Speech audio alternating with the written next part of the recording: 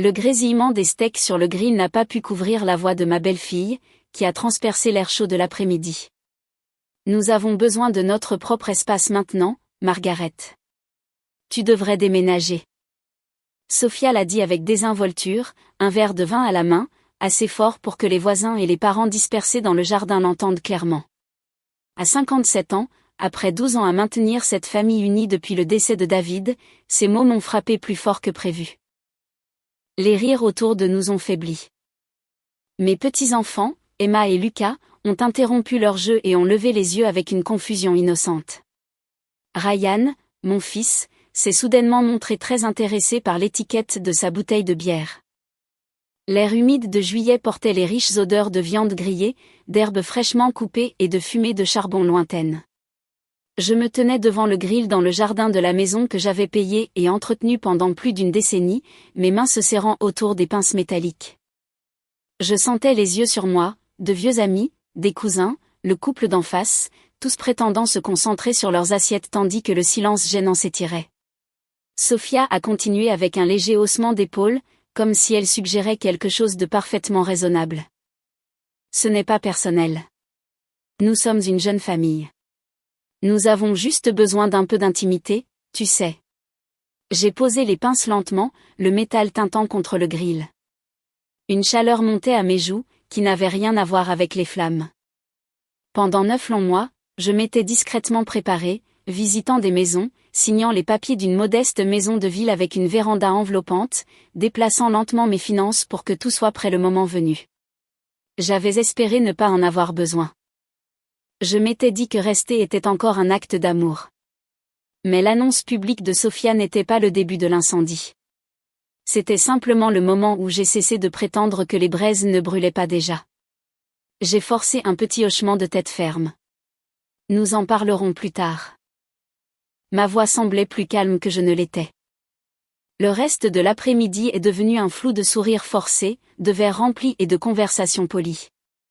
J'ai retourné des hamburgers, ri à des blagues que j'entendais à peine, et essayé d'ignorer les douces tapes de pitié sur mon épaule des invités qui partaient.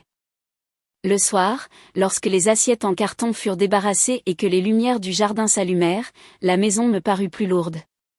Après que Ryan et Sophia aient monté les enfants et que la dernière voiture soit partie, je me suis assise seule sur le porche arrière. La balançoire en bois grinçait doucement sous moi. Des lucioles clignotaient dans les coins sombres du jardin près du portique que j'avais payé et assemblé moi-même. La légère odeur de charbon et le vin renversé de Sophia persistaient encore sur la table de pique-nique. Cette nuit-là, j'ai finalement admis ce que je savais au fond de moi depuis des mois. Les papiers de la maison de ville étaient déjà signés. Le camion de déménagement était réservé. Je m'étais préparé en silence, non pas parce que je voulais quitter ma famille, mais parce que je voyais où les choses allaient. Les mots de Sophia au barbecue n'ont pas créé la décision. Ils ont simplement soufflé sur les doutes silencieux que j'avais portés trop longtemps. Pour la première fois, j'ai cessé de me mentir en pensant que rester était la seule façon de montrer mon amour. J'ai regardé le jardin assombri et j'ai ressenti un étrange mélange de tristesse et de clarté. 12 ans à être celle qui tenait bon, celle sur qui on pouvait compter, le filet de sécurité. Ce soir, quelque chose en moi a enfin bougé.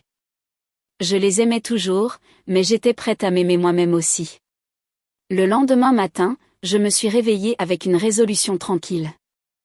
Pendant 9 mois, je m'étais préparée en silence, espérant ne jamais avoir à utiliser ces plans. Après le barbecue, je n'avais plus le luxe d'attendre. J'ai envoyé un email soigneusement rédigé à Ryan et Sophia avant qu'ils ne partent travailler. J'ai décidé de déménager.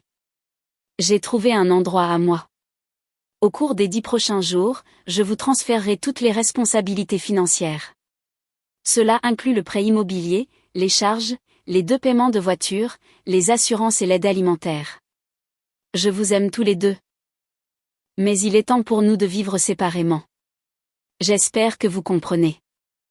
J'ai cliqué sur envoyer, puis j'ai commencé à faire mes cartons, non pas avec colère, mais avec des mains fermes. Des vêtements, des photographies de David, la porcelaine de ma mère, quelques livres préférés et le confortable fauteuil de lecture que j'avais acheté des années auparavant. 2 voyages avec un SUV loué ont suffi. En fin d'après-midi, j'ai fermé à clé la porte d'entrée de la seule maison que j'avais connue depuis le décès de David et je suis partie.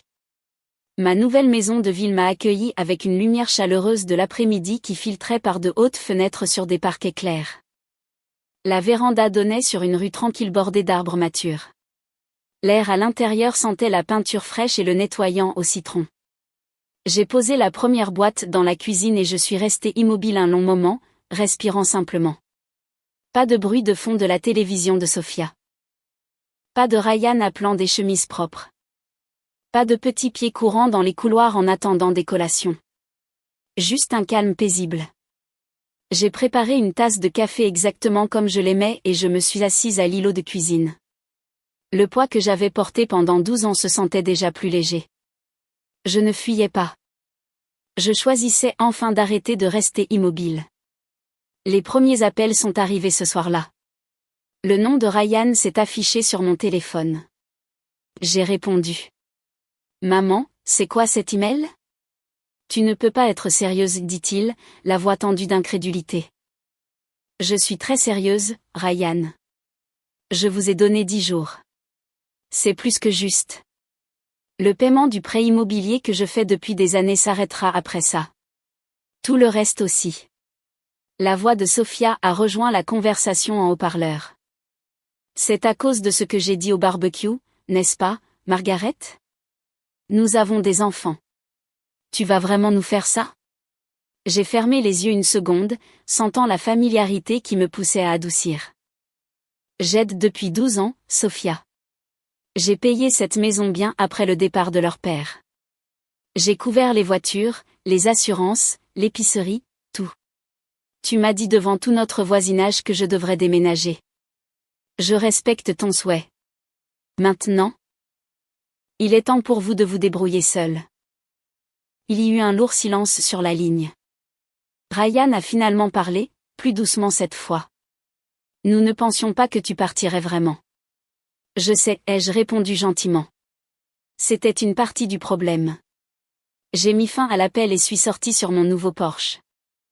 L'air du soir était frais et portait la légère odeur du barbecue de quelqu'un d'autre quelques maisons plus loin.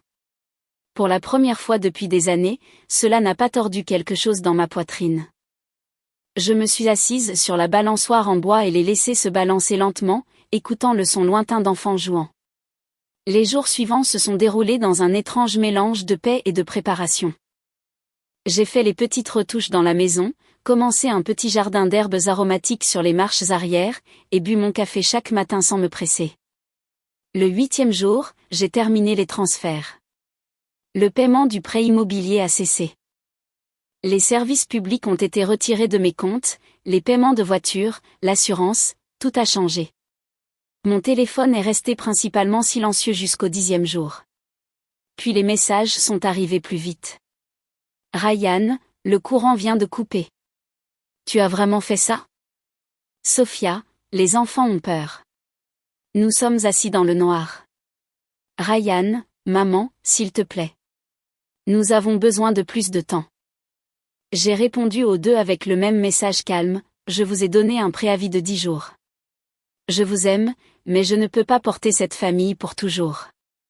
Il est temps. Cette nuit-là, j'ai dormi profondément dans mon propre lit. Pas d'escalier grinçant à minuit. Pas d'exigence matinale, juste le doux bruissement des feuilles contre la fenêtre et la calme certitude que j'avais enfin tracé une ligne, non par colère, mais par nécessité. Le lendemain matin, le soleil est entré par mes fenêtres et j'ai préparé un café exactement comme je l'aimais. Je me tenais sur le porche avec la tasse chaude dans les mains et j'ai ressenti quelque chose que je n'avais pas ressenti depuis très longtemps, la liberté. Je savais que ce n'était que le début. Il viendrait. Il résisterait. Mais pour la première fois depuis plus d'une décennie, je n'avais pas peur de ce que demain me demanderait. 3 jours après les transferts finaux, ils sont apparus à ma nouvelle maison de ville. Je les ai regardés par la caméra Ring. Ryan semblait épuisé, Sophia avait les lèvres serrées, et Emma et Lucas à l'arrière scrutaient avec de grands yeux. Ma poitrine s'est serrée à la vue des enfants. J'ai ouvert la porte mais je suis restée sur le seuil, ne les invitant pas à entrer. Maman, ça va trop loin, dit Ryan, la voix tendue. Le courant est coupé depuis hier. Le frigo est chaud. La banque a appelé pour le prêt immobilier. Nous tenons à peine. Sophia se tenait à côté de lui, les bras croisés. Nous avons 2 petits-enfants, Margaret. Ils ont peur. Ils n'arrêtent pas de demander pourquoi il fait si noir à la maison. J'ai regardé mes petits-enfants. Emma m'a fait un petit signe de la main et Lucas a levé un camion jouet comme une offrande. La vue d'eux a remué quelque chose de profond en moi. Je me suis agenouillée un instant pour être à leur hauteur. Grand-mère est là, ai-je dit doucement, touchant leurs joues. Je vous aime beaucoup tous les deux. Ce n'est pas à cause de vous, d'accord? Ils ont hoché la tête, bien qu'ils ne comprenaient clairement pas. Je me suis relevée, faisant face à leurs parents. Je vous ai donné 10 jours, ai-je dit d'une voix égale. C'est plus de préavis que ce que j'ai jamais reçu quand vous m'avez dit de déménager devant tout le quartier. Ryan passa une main dans ses cheveux. Nous ne pensions pas que tu allais tout couper. Nous sommes une famille, maman. Une famille, ai-je répété doucement. Le mot avait un goût lourd. J'ai soutenu cette famille financièrement pendant 12 ans depuis la mort de ton père. J'ai payé le prêt immobilier, les 2 voitures, l'assurance maladie, les courses, les charges, tout. Pendant que vous travailliez tous les deux et essayiez de trouver votre équilibre. Je n'ai jamais fixé de date limite. Je n'ai jamais demandé de loyer. Mais être une famille ne signifie pas que je dois renoncer à ma propre vie pour toujours. Les yeux de Sophia ont brillé de frustration. C'est à cause de ce que j'ai dit au barbecue, n'est-ce pas? J'étais stressée. Je n'aurais pas dû le dire comme ça, mais tu nous punis tous maintenant. J'ai rencontré son regard calmement.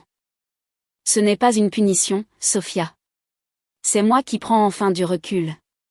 Vous vouliez votre propre espace. Je vous le donne. L'air entre nous était lourd.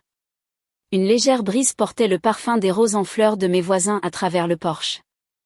Emma a tiré sur la chemise de sa mère, sentant la tension. J'ai tendu la main et j'ai serré les 2 enfants dans mes bras, les tenant un peu plus longtemps que d'habitude. Leurs petits bras autour de mon cou rendaient ma décision à la fois juste et incroyablement douloureuse. Après qu'ils soient remontés dans la voiture, Ryan est resté un instant. Nous avons vraiment du mal, maman. Je sais, ai-je dit. Mais vous êtes adulte. Il est temps. Ce soir-là, après leur départ, je me suis assise à ma table de cuisine avec une tasse de thé. Quelque chose me tracassait depuis des mois. De petites charges inexpliquées sur d'anciens relevés que j'avais attribués à l'oubli ou à des achats en ligne dont je ne me souvenais pas. Maintenant que tout était calme, j'ai enfin ouvert les comptes de cartes de crédit que j'avais évité de regarder de trop près. Ce que j'ai trouvé m'a tordu l'estomac. 2 cartes pour lesquelles je n'avais jamais fait de demande, ouvertes à mon nom au cours des 2 dernières années. Près de 18 000 $ de dettes. L'adresse de facturation était toujours l'ancienne maison.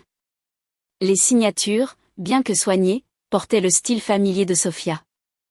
Mon sac à main avait disparu un week-end l'année dernière, pour réapparaître ensuite. Je m'étais convaincue que ce n'était rien.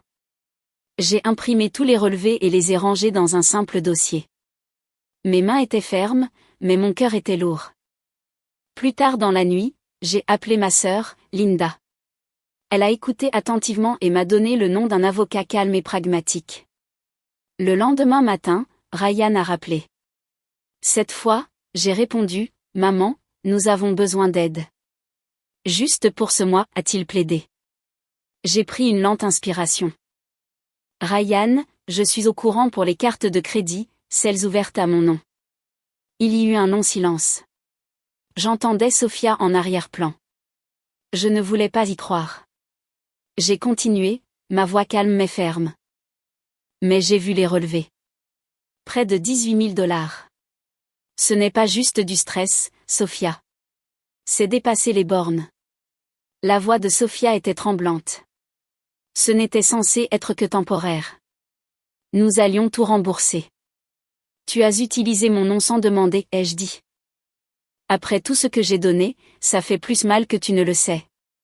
Ryan a essayé de parler, mais je l'ai interrompu doucement. Je ne vais pas aggraver les choses pour les enfants. Mais je ne vais pas non plus arranger ça pour vous. Vous devez trouver une solution, tous les deux.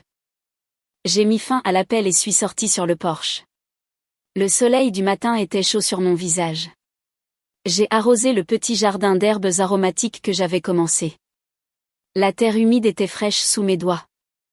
La douleur dans ma poitrine était réelle, mais le sentiment croissant de liberté l'était aussi.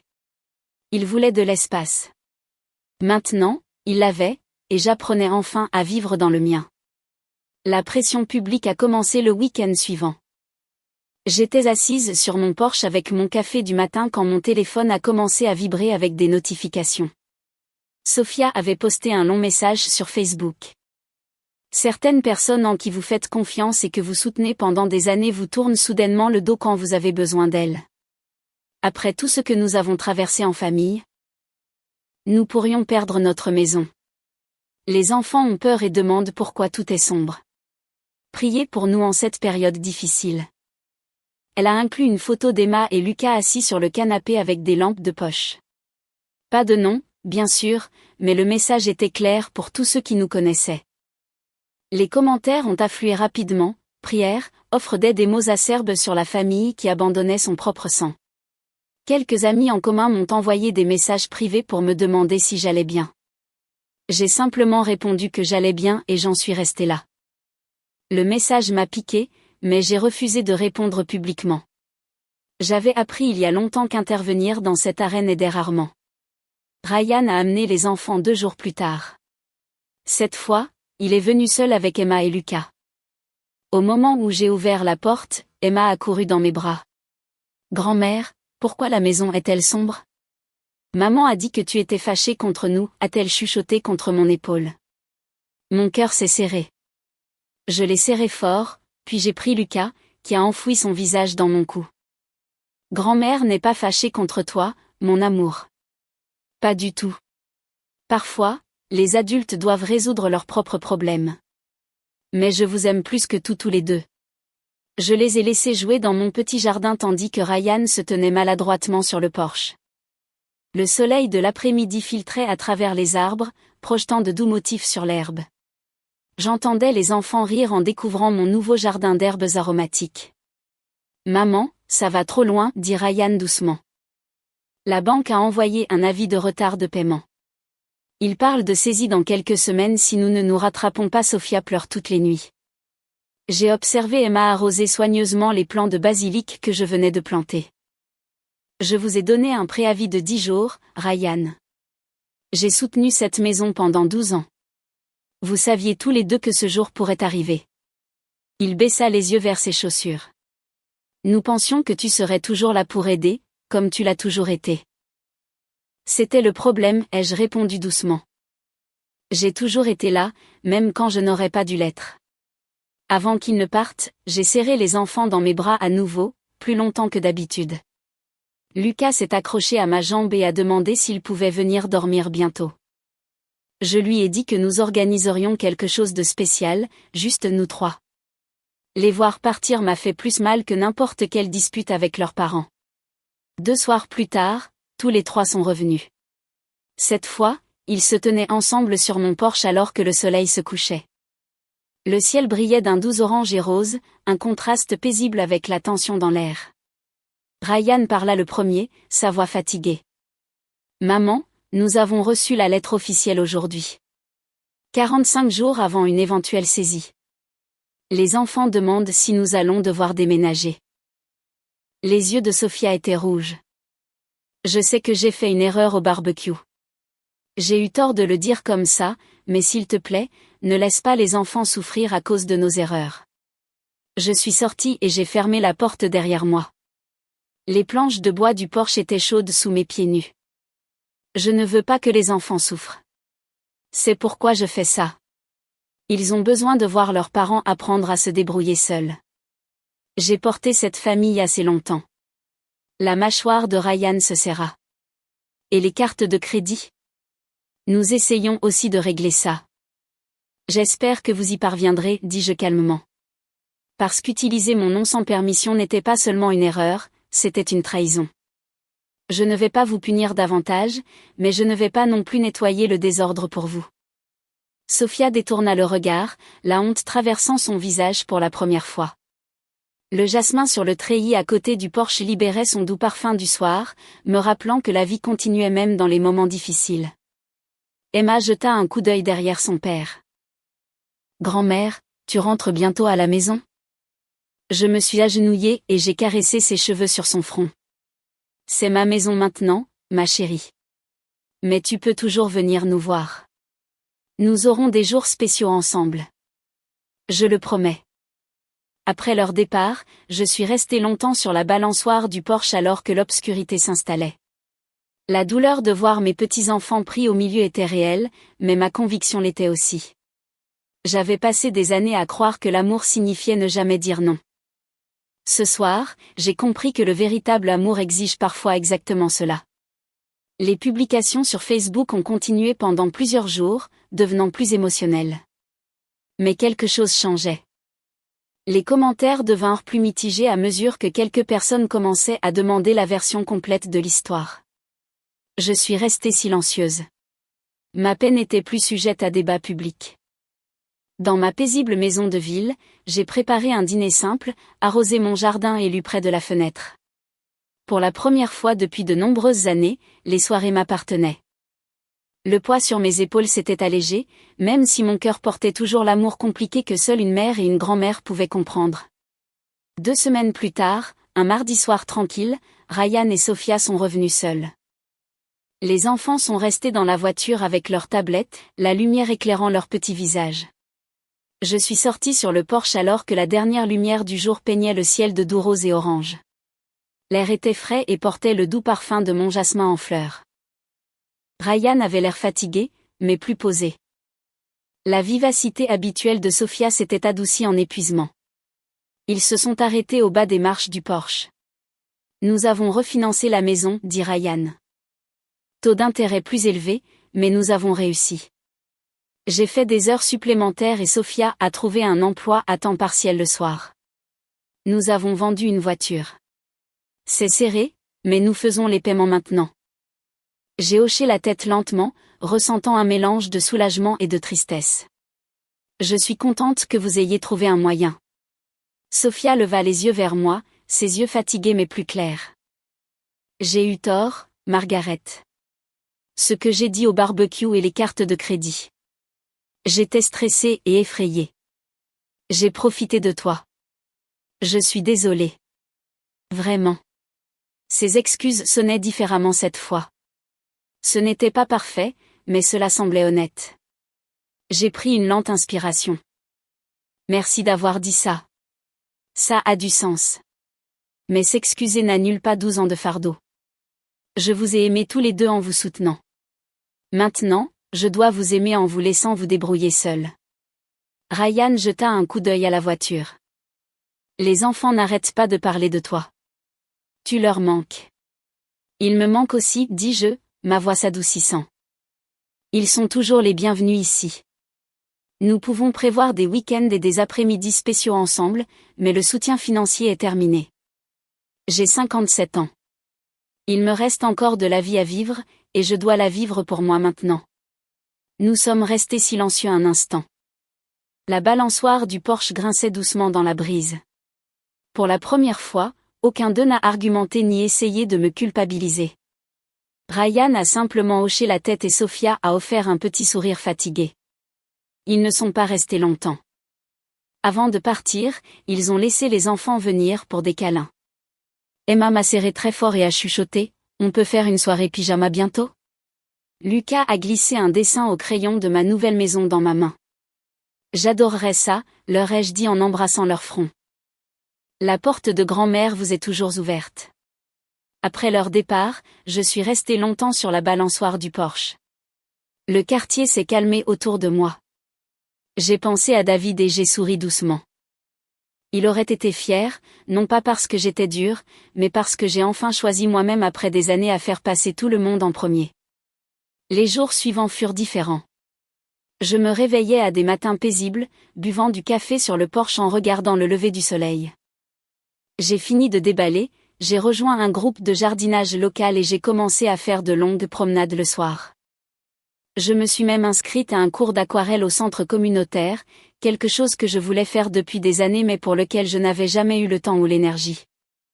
La maison me semblait la mienne d'une manière que l'ancienne n'avait jamais vraiment eue. À 57 ans, j'ai réalisé que je ne recommençais pas. Je commençais enfin la vie que j'avais mise en attente. Le dossier de documents était toujours sur mon bureau, un rappel silencieux des limites que j'avais fixées. Je n'avais pas eu besoin de l'utiliser agressivement. La vérité, une fois affrontée, avait fait la majeure partie du travail. Je ne ressentais plus de colère envers Ryan et Sophia. Je ressentais l'espoir qu'ils grandiraient à partir de cette expérience. Et plus important encore, je ressentais une paix profonde et tranquille avec moi-même. Si vous avez écouté mon histoire jusqu'au bout, merci. Ces derniers mois m'ont appris qu'il n'est jamais trop tard pour choisir sa propre paix, même quand c'est difficile. L'amour et la responsabilité peuvent coexister, mais ils ne devraient jamais se faire au détriment total de votre propre vie. J'aimerais avoir de vos nouvelles. Avez-vous déjà dû établir des limites fermes avec des enfants adultes ou votre famille? Qu'auriez-vous fait dans ma situation? Partagez vos réflexions dans les commentaires ci-dessous. Je lis chacun d'entre eux. Faites-moi savoir d'où vous regardez aussi. Si cette histoire vous a touché, veuillez vous abonner et activer les notifications. Ensemble, nous pouvons continuer à nous rappeler qu'il n'est jamais trop tard pour se choisir soi-même.